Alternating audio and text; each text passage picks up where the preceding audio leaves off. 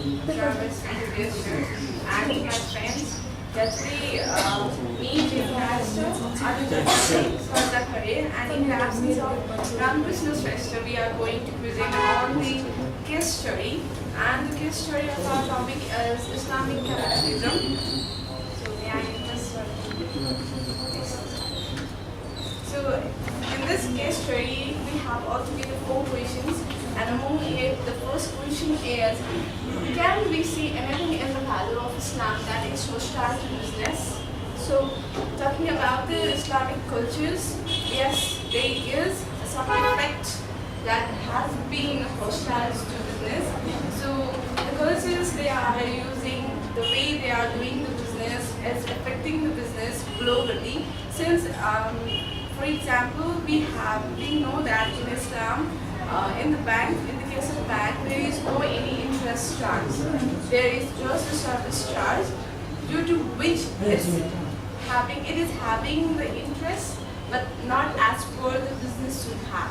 So we can see in this line, in Islam, we will be having suppose rupees 100 as a loan, then they will be charging us the service tag, and altogether they will be getting as 120. But when we move to the different parts of the areas, what happens is the interest rate is there, and it depends on the country how they are going to take the interest. So the value that is 100 can be changed over here in globally, but whereas in Islam there is a fixed amount that they are going to get it back. So like this, there is an effect that we can see that is having in the business globally. So the next question is, what does the experience of the region around the Kashmir teach us about the relationship between Islam and the business?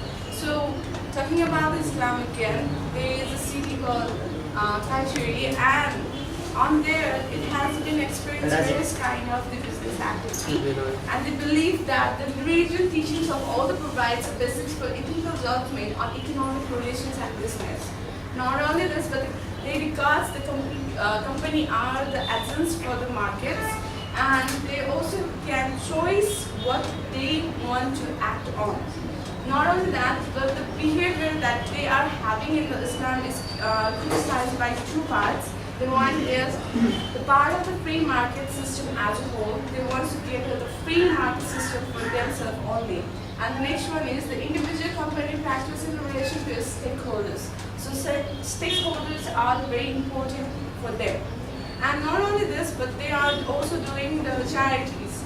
They regard in Islam the charity is most important to carry out any kind of businesses.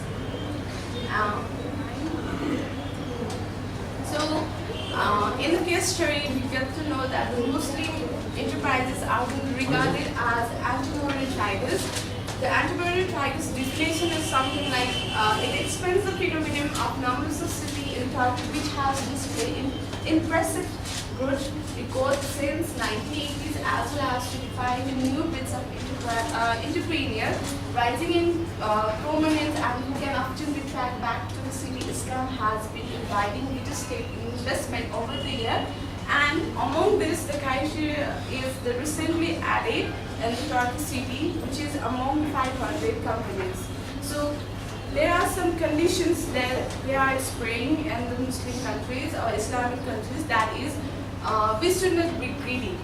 While doing the business, they say that they should not be greedy, and they also seek monopoly and manipulated market, and they want to exploit the poor, and also they say that there are some goods that should not be market in the whole market of their country. There are the alcohol, drugs, tobacco, and gambling is prohibited, and they also don't want to deal in the pork products. So for discussion of next question, I would like to call Honorable Pandit on stage.